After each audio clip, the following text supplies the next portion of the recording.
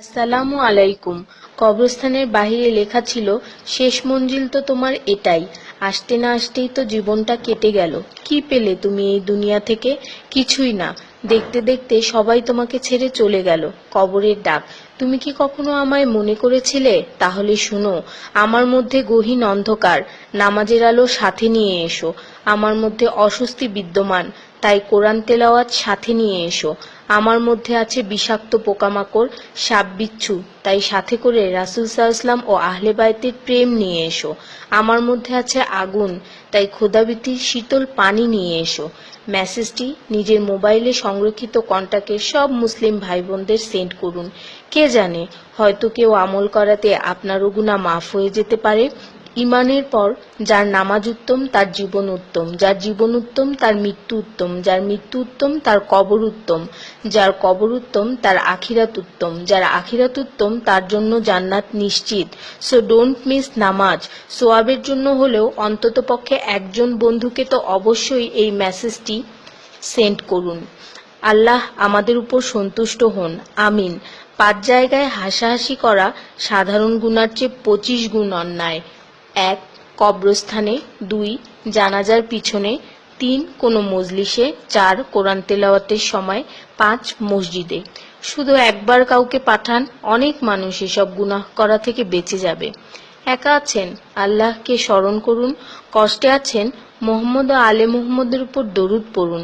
মন খারাপ থাকলে ইয়া হাইয়ু ইয়া কাইয়ুমও পড়ুন। টেনশনে থাকলে ইয়া রাহিমও পড়ুন। ফ্রি থাকলে মেসেজটি ফরওয়ার্ড করুন। হে আল্লাহ, আমার উপর এবং তোমার নবীর উম্মতের সকল সদস্যদের উপর তোমার রহমত বর্ষণ করো, আমিন। তথ্য: আপনি কি জানেন পবিত্র কোরআন শুনলে ক্যান্সার হয় না? আর যদি ক্যান্সার সেল শরীরে থেকেও থাকে তাহলে তাও মারা যায়। দীর্ঘ সময় ধরে আল্লাহকে সেজদা দিলে জ্ঞান ও বুদ্ধিশক্তি বাড়ে। মাথা ব্যথার সমস্যা হয় না। চুল পড়া দূর হয়ে যায়। এই মেসেজটি ফরওয়ার্ড করতে শয়তান আপনাকে বাধা দিবে, কিন্তু আপনি এটা হতে দিবেন না। আর সব কন্ট্রাক্ট নাম্বারে সেন্ড করে দিন। কোরআন ও নবীর সুন্নত ও তার সম্মানিত সাহাবী এবং আহলে বাইতের অনুসরণ করুন। ক্যান্সার একটি ভয়ঙ্কর রোগ। অনেক মানুষ আছে যারা নিজেরাই এটাকে দাওয়াত দিয়ে নিয়ে আসে। ছোট অথচ সাধারণ কিছু পদক্ষেপ গ্রহণ করলেই এই রোগ থেকে বাঁচা যায়। বেশিরভাগ মানুষ খাবারের পরপরই পানি পান করে নেয়। খাবারের পর পানি পান করলে রক্তে বিদ্যমান ক্যান্সারের জীবাণু থেকে তৈরি হওয়া ক্যান্সার সেলগুলোকে অক্সিজেন সরবরাহ করে। নবী পাক সাল্লাল্লাহু বলেছেন, খাবারের আগে পানি পান করা শেফা। খাবারের পরপরই পানি পান করা কলেরা রোগের কারণ, তাই সর্বোত্তম হলো খাবার শেষ করার কিছুক্ষণ পর পানি পান করা।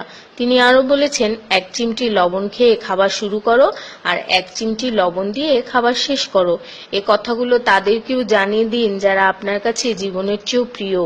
যদি কোনো ব্যক্তি ঘুমানোর সময় 21 বার বিসমিল্লাহির রহমানির রহিম পড়ে, আল্লাহ তখন ফেরেশতাদেরকে হুকুম দেন এই ব্যক্তির প্রতিটি নিঃশ্বাসের বদলে নেকি লেখা হোক। আপনার মোবাইলে যত নাম্বার সেভ করা আছে তাদের সবাইকে এটা ফরওয়ার্ড করুন, আর তখন দেখবেন কত মানুষ আপনার কারণে বিসমিল্লাহ পড়ছে। শেফা আর শেফা। রোজ একটা করে আপেল, নো ডক্টর। রোজ 4টা বাদাম, নো ক্যান্সার। রোজ একটা লেবু, নো ফ্যাট। রোজ 1 glass milk, no bones problem. রোজ 12 গ্লাস পানি, নো স্কিন প্রবলেম। রোজ 4টা খেজুর, নো উইকনেস। রোজ 5 ওয়াক্ত নামাজ, নো টেনশন। রোজ কোরআন অর্থসহ তেলাওয়াত, happy and happy. So don't stop forward please. স্কিনের জন্য অজুর পানি, হার্টের জন্য কোরআন তেলাওয়াত, স্বাস্থ্যের জন্য নামাজ, আর খুশি থাকার জন্য আল্লাহর জিকির করুন। জেনে রাখবেন, ভালো কথা প্রচার করা সৎকার সমতুল্য, সাথে 30 লাখ নেকি